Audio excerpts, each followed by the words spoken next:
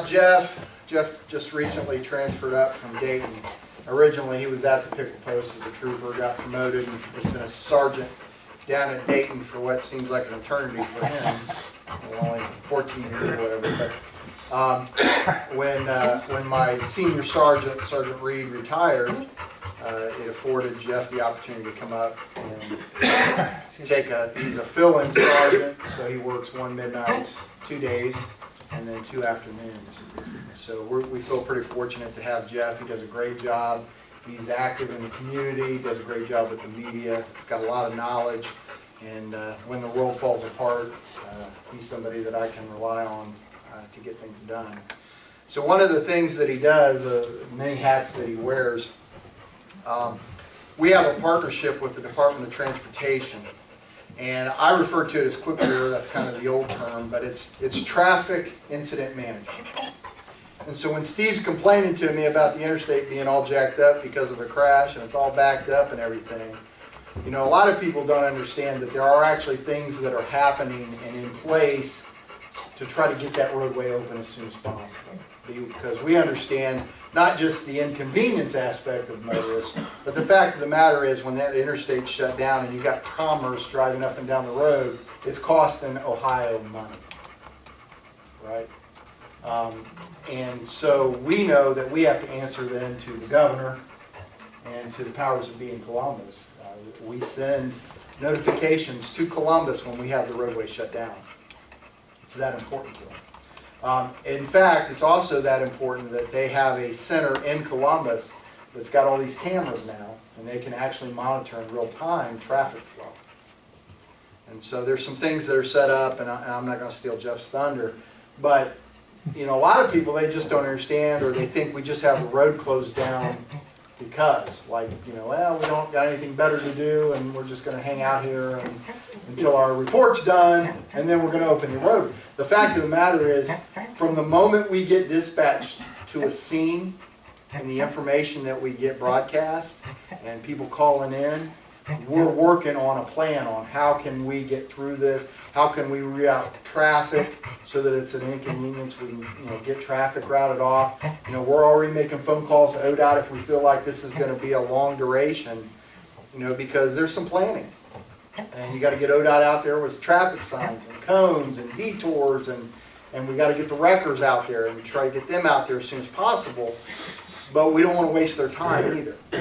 And so if it's going to be a little bit before we can even get them to hook up to a vehicle, why have them sitting there waiting, running fuel and accruing costs if we don't have to? So I'll let Jeff kind of go into it. And you want to open the go-to pages here?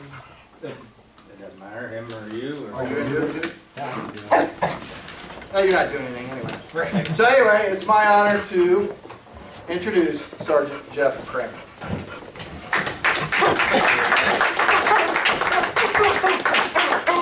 That's Maisie. Maisie? Okay. So I'm gonna, this is about a 5-hour. You guys oh, I'm sorry. I can't. It's hard to stand still and talk, so I'm gonna really have to. just use your hands more.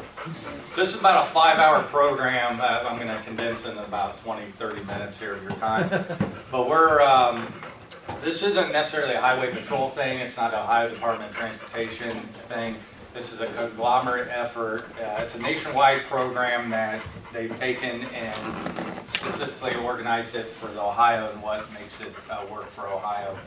So what we're doing is here recently, and kind of why we brought it up today, is for the past 3 or 4 months I've been going all around the state and talking with the Department of Transportation people, fire, rescue, police, towers, and all kinds of first responders that go on an incident, in a major incident on the highways. Now this whole program and everything can work here in the city of Piqua because, I mean, a traffic incident's a traffic incident. And it affects a lot of people, safety-wise, time-wise, if you're stuck in traffic. But we're more geared towards the interstates, which has a larger impact and a greater chance for safety issues and stuff like that. So there should be powering up here in a minute.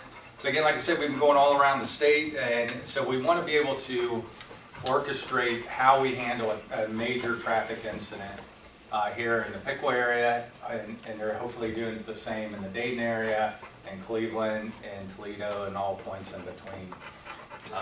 So some of these are, you know, we'll just zip through. Don't really have much to do with. Once Microsoft's done with It that. seems like there was like dial-up internet there for a minute there. But I think we go down to that. This little slideshow thing right there will be good. So you can flip through, and this goes on to like you just.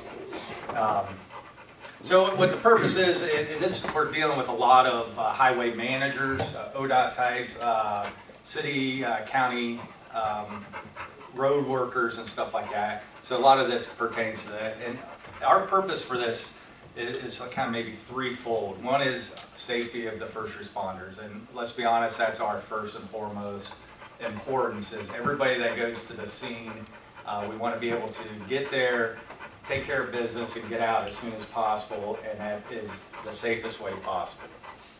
And we talk about some of the dangers, and we highlight. And a lot of this is reminders for people in the first responder business.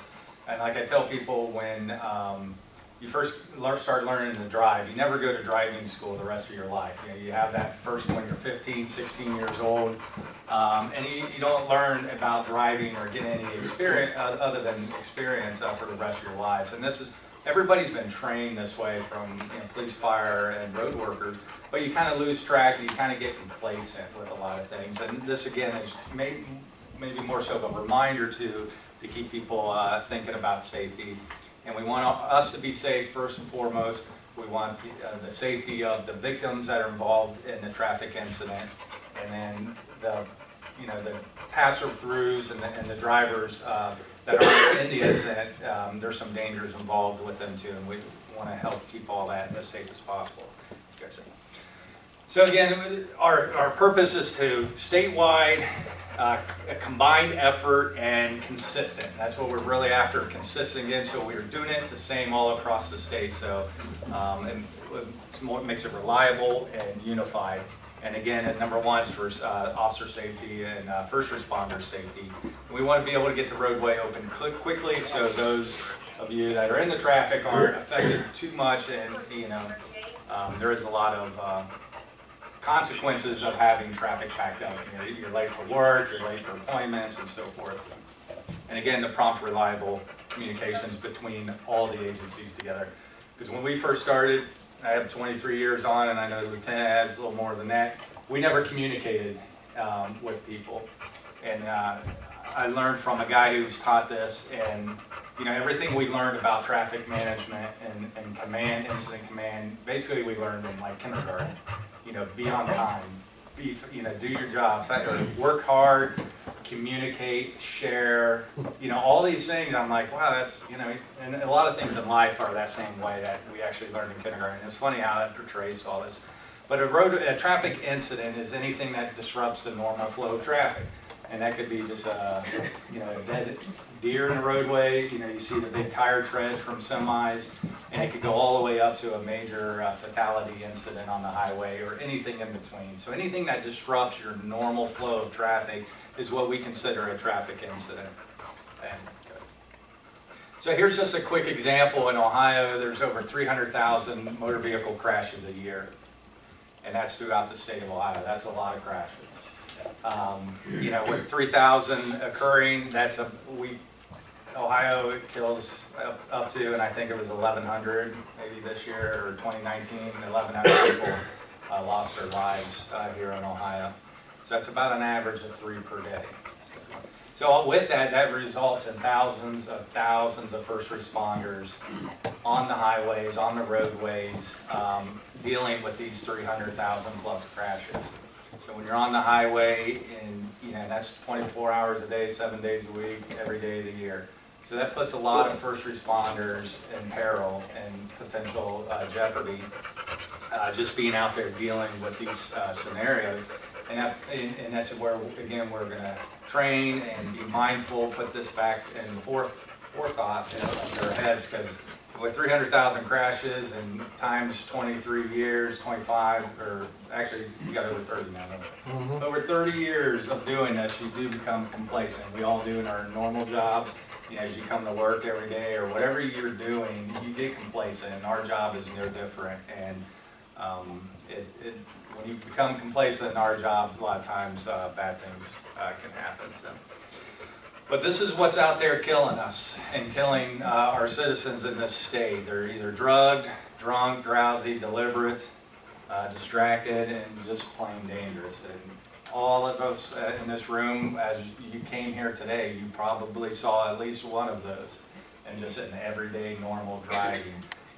But when they're doing that and they're not paying attention, and here you are standing on the side of the roadway or on the side of the highway when they're going that fast, that's what's killing us, and that's what's killing our citizens. So we're here to just kind of be mindful of those.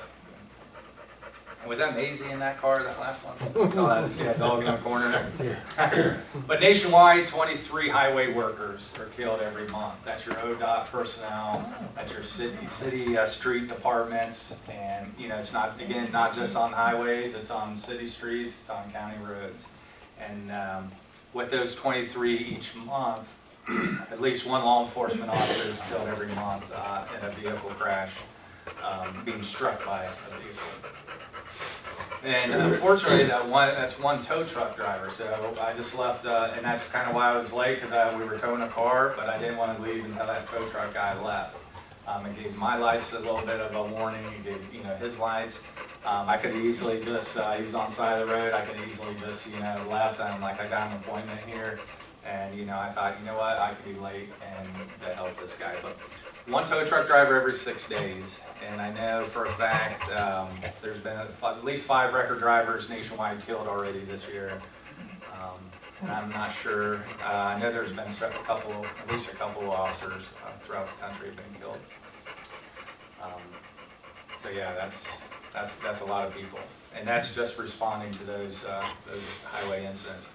But if you watch the news any given day, or at least weekly, you'll see one of these scenarios on their local news, whether it's here locally. But when something like that happens, it's usually a pretty national incident that gets picked up by the media. But this happens every day, and I wouldn't be surprised if every week or at least monthly, even the highway patrol, somebody's either, maybe not to this serious extent, but we're getting hit, getting sideswiped, or we're getting brushed up against, or potentially that scenario, maybe they swerved at the last minute. But our guys, at least in our agency, are probably affected by this quite often.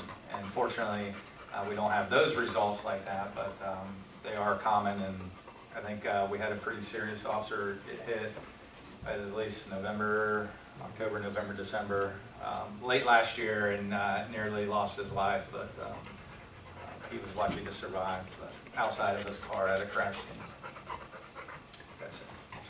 So we're really concerned with what we call secondary crashes. That's when there's an incident that has already occurred on the highway, and anything that when traffic starts backing up, as traffic backs up, that's very dangerous. It's oftentimes more dangerous, and when there's a crash, and the backup is often more devastating than the original incident that we're on. So you get a minor crash, and everybody's maybe even off the side of the road, but everybody's kind of slowing down and watching, and as traffic starts building up, time and time again, where that last car stopped, the next car coming, maybe distracted, maybe drunk, drowsy, you're just not paying attention, and just run into the rear end of that other car. I know I just came from Dayton a few months ago, and we had a major highway project. It was actually in Indiana, but it was backing up traffic going west into Ohio. And we had 3 crashes and 4 people were killed, throughout different parts of the day. So, and it was all from the secondary. And we go through, as this class goes on, and within the next few hours of a normal class, we talk about techniques and what we can do to help try to curb the secondary crashes. But part of the traffic management training is we want to get in and get out and try to get out as fast as possible to alleviate these secondary crashes. So that's why we're doing a lot of this training, and we're trying to get techniques and procedures so it's fluid and quick and we can all get out. Because like Lieutenant said, we just don't close roadways anymore just to close roadways. We used to And I know when I first started, if it was in the left lane, we took care of business in the left lane. That's just what we did. And now we realize, you know, over years in training and people thinking about it, it's like, well, why are we out here? Why don't we just clear the highway and get off the highway and maybe go to a gas station and do a report there or something. So. And this is just kind of a official play, but this is kind of what a secondary crash. We're looking at the traffic that's going to be coming to us. You see the semi, he's kind of slowing down. Everybody's kind of slowing down. But then the next semi, he's not really paying attention, realizing everybody stopped. And luckily, he just kind of at the last second. That's pretty minor, but more times than not, it's not that minor. And there's just some guy standing in the middle of a highway because there was an injured animal. And it's like, that's not real safe to do. I love animals just as much as the next guy, but I wouldn't put my life in jeopardy just to, because there's an animal sitting out there. And then you see, and that looked like a little more of a more devastating crash.